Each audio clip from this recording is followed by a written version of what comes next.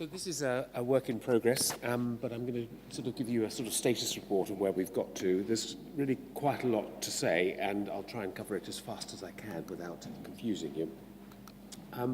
If you compare the deaths from fungal diseases, and this of course is an estimate, as all of these are, with those of TB and malaria, you'll see that fungal disease exceeds those from TB and malaria. My contention also, as you'll see later, is that some of the deaths from TB aren't actually from TB at all. They're probably fungal, so there may be some cross cover there.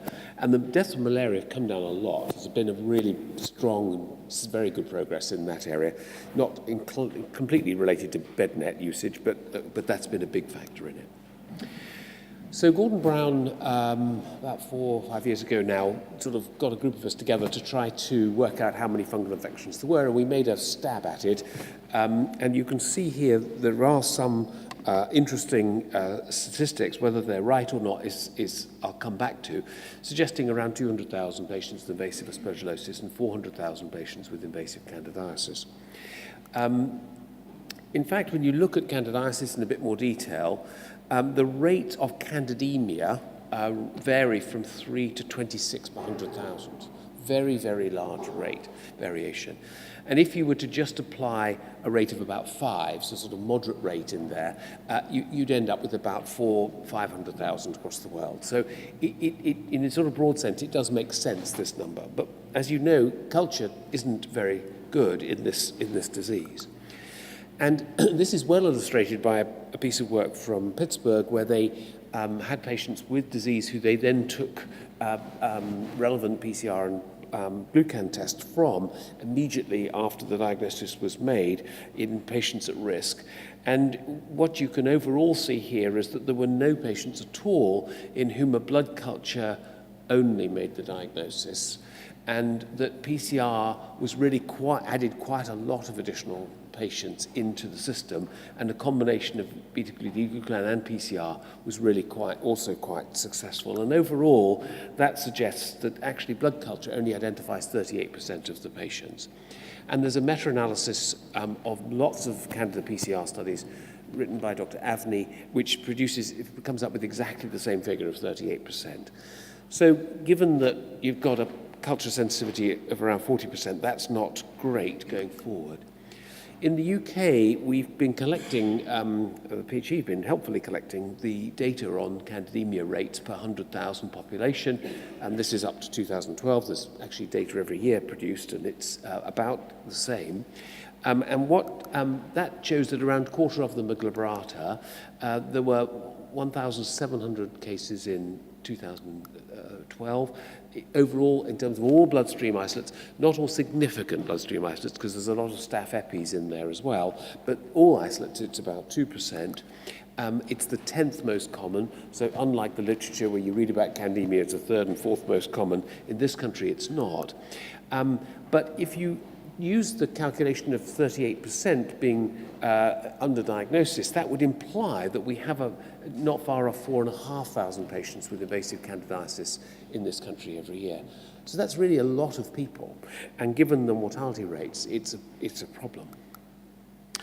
So the estimate that we've made on a recent report which we issued in May last year was at least 750,000 patients worldwide. And I'm almost sure this is a significant underestimate as well, because there's a study from India, in ICU study, where they looked at 27 ICUs, I think, across the country. And when you know how many ICUs there are and how many patients there are, it looks like in India alone there should be around 600,000 patients with invasive candidiasis, of whom at least half die.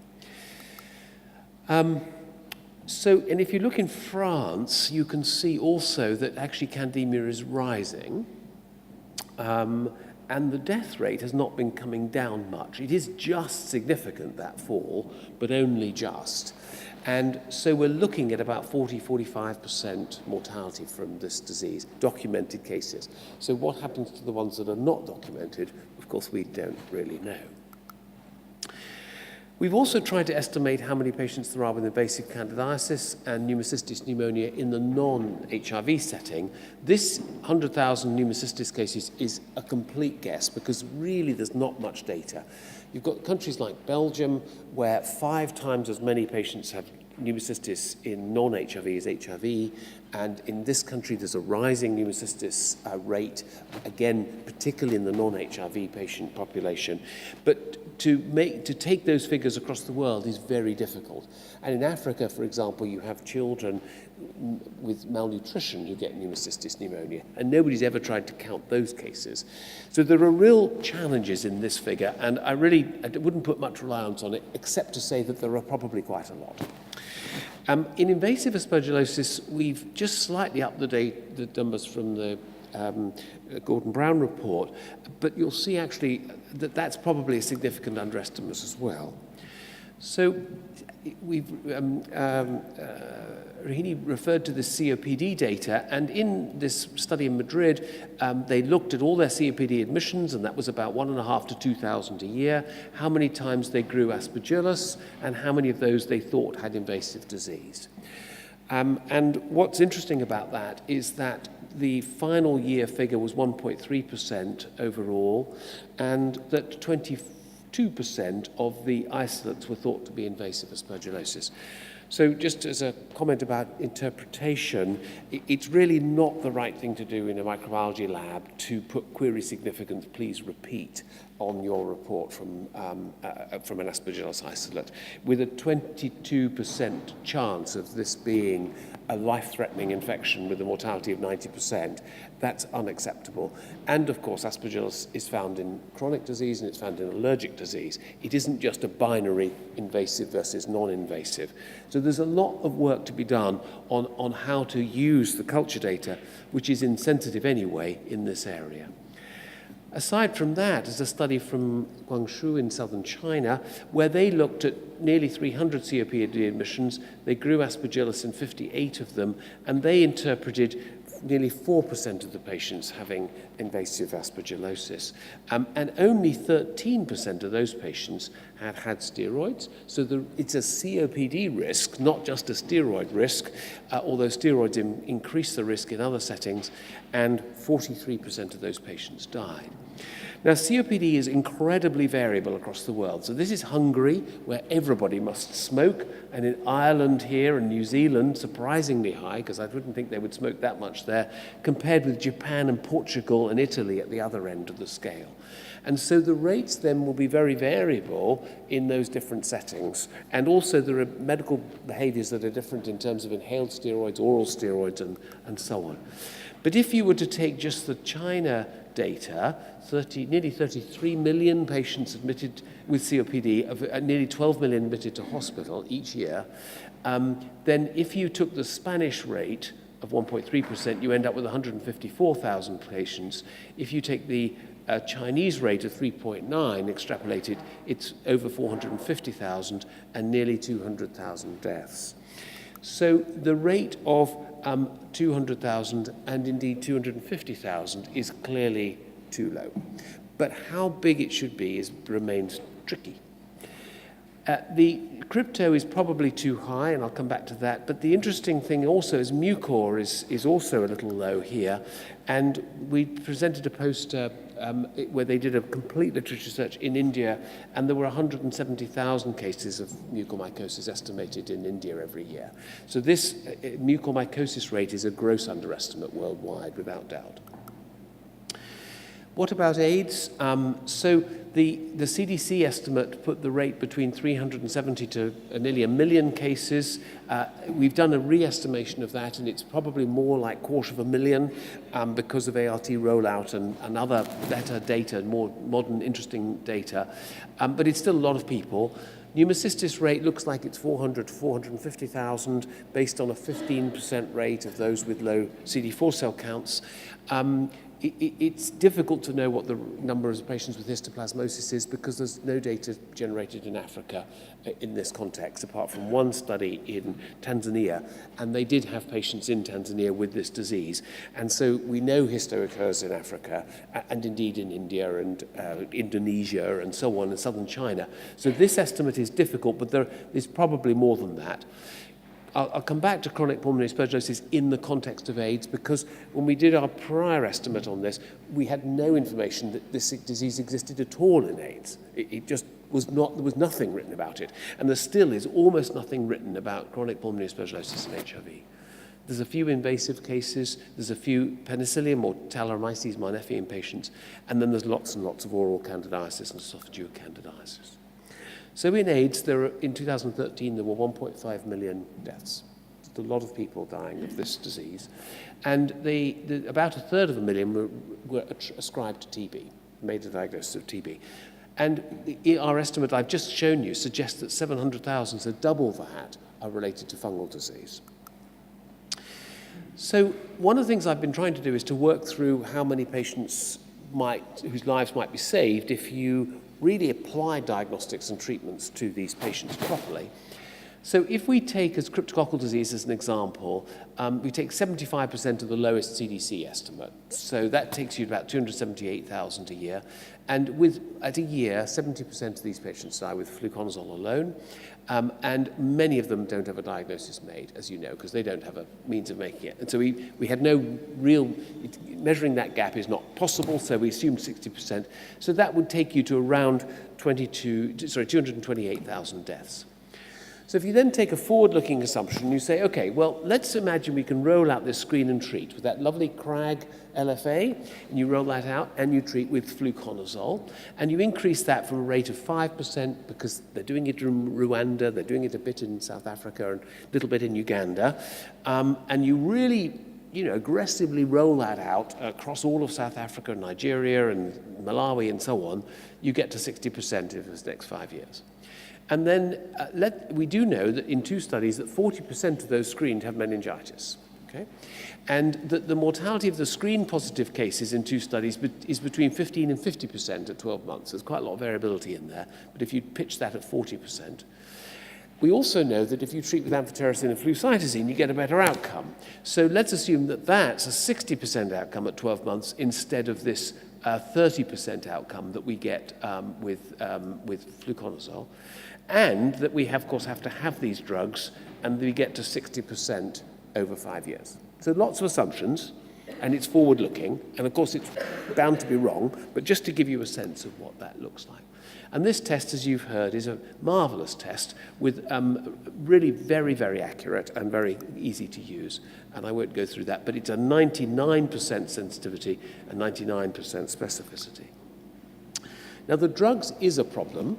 So we presented a poster a couple of years ago now on availability of drugs, and we've updated that because we've managed to get more data. And you'll see that although amphotericin is registered across most of the world, it's not available in a lot of the countries. It just isn't there. And that's partly because the doctors don't ask for it. PEPFAR will supply it to the countries, if the country buys it, at cost price, which is between $3 and $12 per day. So it's not a lot of money, but it is some money. But even despite that, it's just not available in large parts of Africa. And it's worse for flucytosine. Amphotericin was first used in, I think, 1959, flucytosine in the mid-1970s, and it really is astonishing that these countries just don't have this treatment for a life-threatening infection. Even Canada doesn't have this thing, and nor does Mexico, and so on. So if you take those assumptions and you do assume that the drugs get there, which of course is a big assumption, then if you take the current AIDS deaths and you roll them back at 80,000 a year, they keep falling, right? So in 2016, our year, you'd expect 1,260,000 deaths, okay? And then you take that down at 80,000 a year, just by what we're doing at the moment, you save a lot of lives just by rolling out, just doing what we're doing across the world with Global Fund and all that stuff. Now, they're rolling out 90-90-90, which is to get antiretrovirals to everybody, right? You know the status at 90%, you have deliver antiretrovirals to 90% who need it, which is everybody who's tested, and you get 90% suppression of viral load, okay? And that, just in a ballpark, might reduce mortality a bit more. So you take that down, and that saves 600,000 lives. But if you did crypto better, over here, you'd have 50,000 lives would be saved there, 55, and so on, and you could save around 300,000 lives by rolling out dipstick testing, LFA, screen and treat, amphotericin, flucytosine. Now, big nuts and numbers, sorry. What happens if you do that for pneumocystis pneumonia? You assume you've got a good test for pneumocystis pneumonia, either good microscopy, immunofluorescence, or PCR, or some better test, a point-of-care glucan test, for example, which you could make a diagnosis. Something, a good test for pneumocystis, and you could make the diagnosis. You have a big impact there, 500,000 deaths you could save. With histo, we do have a very good antigen test already, but we don't have the drugs always. You can save a smaller number of lives, but again, 132. And if you look at chronic pulmonary aspergillosis after TB, and there's assumptions in there which I won't take you through, you could improve that, and that would save about 100,000 lives.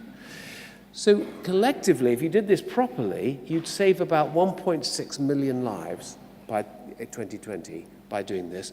And if you combined with 90-90-90, that's 2.2 million lives. Worth doing? Of course it's worth doing. Can we do it? Don't know. And that's what it looks like. And you bring the curve down from a current status, 90-90-90 is pretty important, but you bring all these down to under 500,000 deaths by 2020. And that's the UNAIDS target. It's Gaffey's target. Can we do it? Okay. And then what about the fungal disease out of the lungs outside the hospital? So chronic pulmonary aspergillosis, about 1.2 million thought to be in the context of TB, but there's all these other diseases out there, COPD, NTMs, etc. So this is a very ballpark figure, and we need a better estimate of this number. But in fact, if you take an annual mortality of 15% per year, that would give you 450,000 deaths. So that's probably quite a big deal, and a bigger deal than we thought. The differential diagnosis of this is patients with upper lobe disease, usually with cavitation, includes all of these entities, okay? And how do you make a diagnosis of all of those different things? And some are more common than others. So this is what pulmonary TB looks like.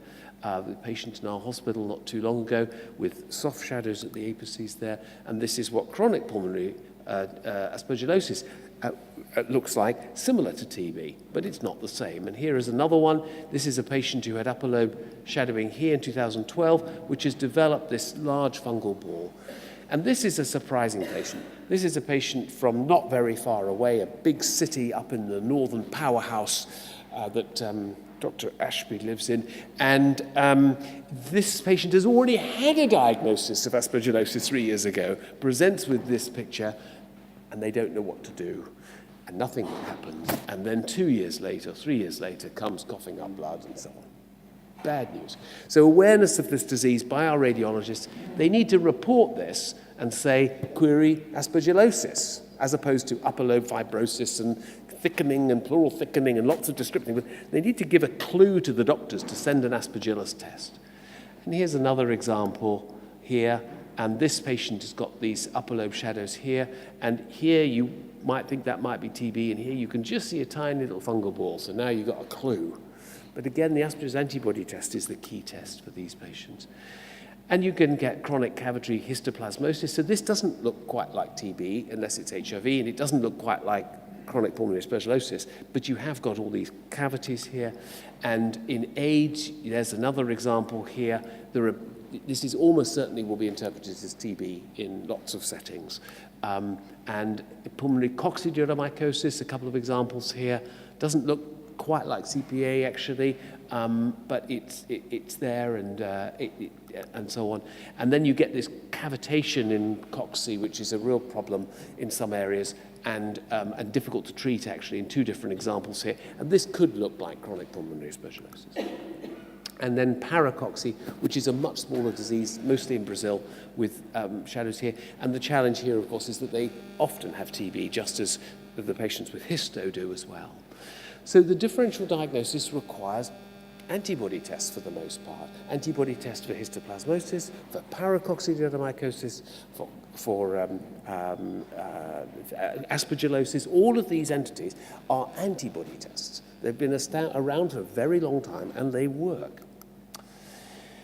Now, in terms of the way that we want to get to a diagnosis here, you can see these things that aren't quite fungal balls inside these cavities. Not only can you see this sort of looping of tissue, this is fungus. There's a whole sort of wrap around, like a ribbon of fungus that's come off the surface, the inside surface of this cavity. And you can see other bits of the cavity here with this loose fungus growing on the side. That's what you see, and this isn't reported by radiologists. They don't tell you what's inside the cavities. They tend to tell you what's in the on the parenchyma of the lung. And you can get, and do get, patients with these fungal balls with chronic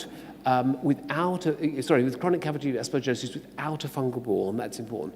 Sorry, I'm not sure what's happened to that one. And then you can also get this sort of consolidation picture here with cavities as well. Henry's shown that, so I won't show that. And antibody is absolutely the key test. Now, we've done some work comparing different tests. This is the Immunicap test, which is pretty uniform in the UK. Siemens also make a test which isn't formally approved in, as far as I know, in most countries, although it works quite well in our experience. And the reason it's important is because culture is hopeless for chronic pulmonary aspergillosis as it is for invasive disease, with rates as low as 16%. PCR is much better, but it's still not right at the top up here as we would like it to be. And so you can make a diagnosis with PCR sometimes, but culture is not too hot.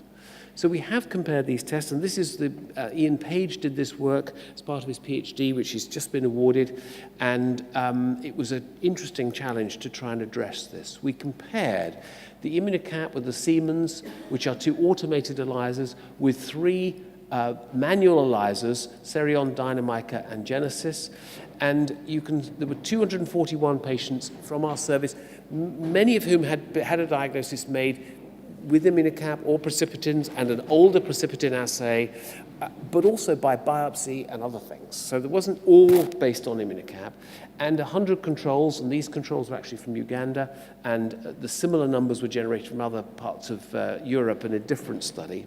But overall, you get a 96% sensitivity, 98% specificity. That's pretty good, right? That's pretty good. You're pleased with that. That's a good result. That's a good diagnostic test. But the best two tests are actually the Immunicap and the Siemens assays. And this is just showing you the two positives that were positive in the controls. And you see this goes up to 40. And here you can see you go up to 7,000 with the, this is the Siemens assay, but they're much, much, much higher. So the range is from about 3 up to 35 and around 300, but up to 7,000. And the best cutoff was actually 9. And this shows you the Siemens, the box plots here. This shows you with the Immunicap box plots. And they're not quite so good with the Dynamica, the Genesis Omega, or the Cerion. But these tests do work, and they're good tests. And we need these tests across the world to diagnose chronic pulmonary aspergillosis. And if you don't diagnose it, this is what happens. Particularly if you're over the age of 60, you lose 20% of your patients in the first 3 months. Not good. And over 5 years, you lose 80% of the patients. This is a disease that the diagnosis needs to be made, and these patients need to be treated. So we've heard this, and that's important. There is a debate, I think, particularly when voriconazole comes off patent, it's a little less expensive about whether we should use it first line. There's not too much data to support that. There's one RCT with IV use, and then a prospective study as well, which showed some efficacy. This study was placebo-controlled with itraconazole in India, a small number of patients. They used no antifungal in this group, and they used itraconazole for 6 months. And you can see a clear benefit. There's a third of the patients that are much better. We've lost the numbers there. And there was improvement or at least stability in this group, but a quarter of the patients failed therapy, even with treatment.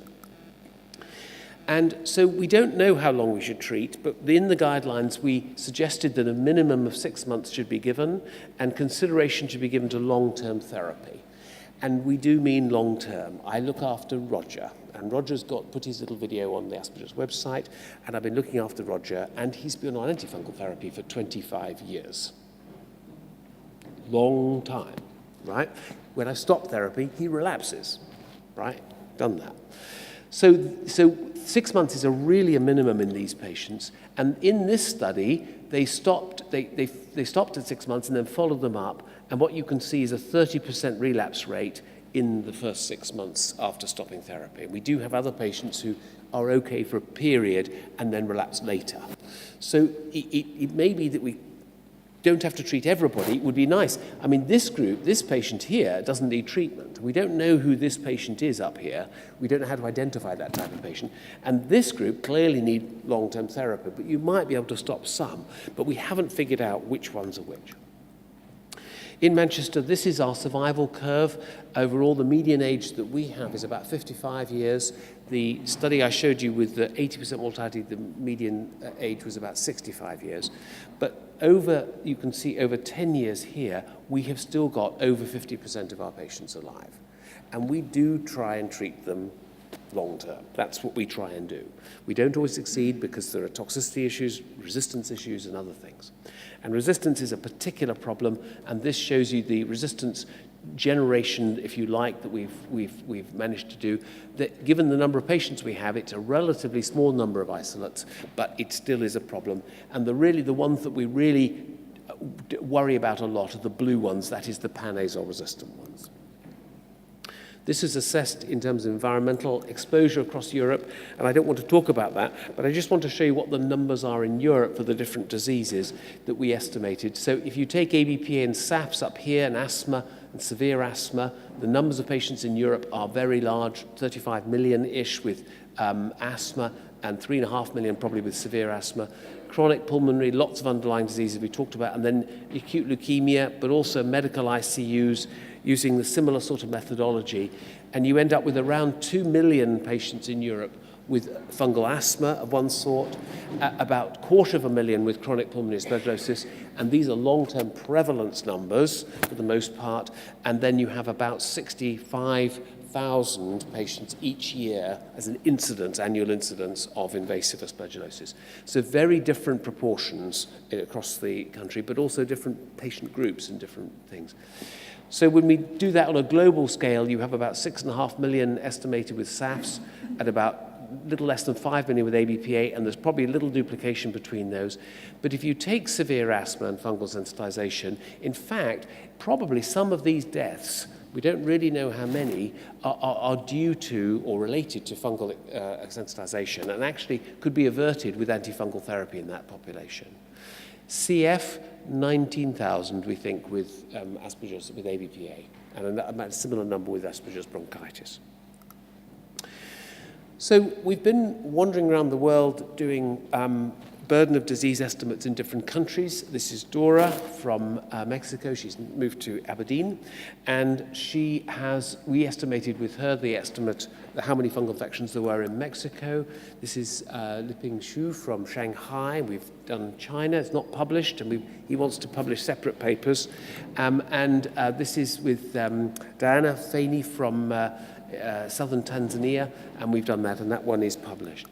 And so we've been doing this quite a lot, and the reason we've done it is because we need to know the estimate in individual countries, because how do you make the case? And the example I give is just imagine, Samir, just imagine you're in the elevator with the Minister for Health for your country, and he says, what are you interested in? Oh, well, I'm interested in fungal disease. Oh, how many of them do we have? And if you can't answer that question, that's the end of the conversation. And so the PHE needs to do more in this area, and we've had a conversation about that because we need to grow this data. It's important that we have this information. And so we've done a lot of different countries. We've got many more to do, and any of you with contacts, good contacts in countries that aren't on this list, particularly West Africa, but also some other countries as well, we would be very happy to try and help with it. It's a relatively simple methodology, and it's clearly always going to be wrong, but we hope the scale on the sort of magnitude for the different diseases will be in the right direction for many of these countries. We've also, as part of our global suggestions, we really want to have at least one expert in fungal diagnostics in each country, and that we think is best focused on a mycology reference lab for that country. Now, if you're a fairly small country, take Malawi as an example, then probably one lab will definitely be enough. But if you're a large country like Nigeria or India or China, then of course one lab isn't anywhere close to being enough for those countries. So this is a minimum suggestion, and some countries already have this and do have reference laboratories.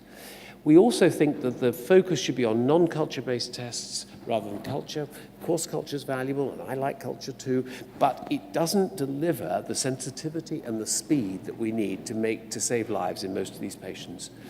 And we also need to build, of course, the strong clinical links associated with that. And the other area is that public health mycology is essentially a non-existent discipline. When we were thinking about putting Gaffey together and so on, I was thinking about who could we appoint as the director who's worked at the WHO and knows all this stuff. And there wasn't anybody. There isn't anybody who's really good at public health stuff in mycology. So there's a really good opportunity for those of you who are young to grow into this area. But we also need those of you who lecture at schools of public health to engage in those areas. You know, you can go through a whole MPH program and probably have a quarter of one lecture on a bit of cryptococcal meningitis or a bit of candidemia as part of a bloodstream infection lecture. And that's it. And that's really not adequate for this big discipline with a huge and great improvements in diagnostics and drugs. We really do need better than that. We deserve better, and the patients deserve better. So the 4 tasks for us were universal access to diagnostics for serious fungal disease, universal access to antifungal agents, accurate data on the number and the severity and the impact of fungal infections, and then what exactly has happened here, thank you Samir, health professional education. That is an absolutely crucial part of this as well, but it needs to be combined with these tests and drugs, because it's no good educating people in, for example, Tanzania and saying you've got to use amphotericin and flucytosine for cryptococcal meningitis if they haven't got it. So it's got to be a coordinated approach to doing that, and that's what we need to see going forward. So part of our efforts on education have included setting up LIFE, which is an online portal in English or in Spanish, whichever you prefer, which is a really simple way to understand fungal diseases and the important bugs. The diagnostic test is a link to every diagnostic test commercially available that we can find, and if you find more, let me know, we'll add them.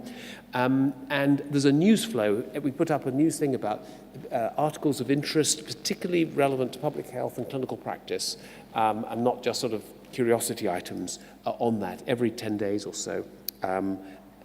And you're welcome to come to our meeting in Manchester on Aspergillus. Of course, that's my focus, but as you can see, Gaffey is a lot broader than that. And I just want to finish with a little video because I think it's the end of lunchtime. So. I'd love to kill you with a kiss. I'd like to strike you down with bliss. I'd like to tie you up in knots until your heart stops. I'd love to kill you with a glance. I'd like to put you in a trance. I'd like to drug you with my scent and use you in the moment.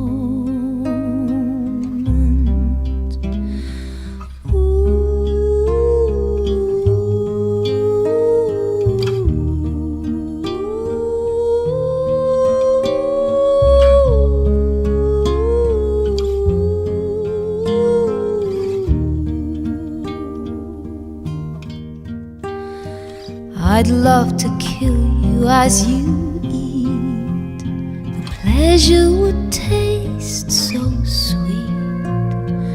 I'd like to open up your skin and wander there within. I'd love to kill you by a stream where no one can hear my baby scream. Then I'd run away and be free, the sweetest victory.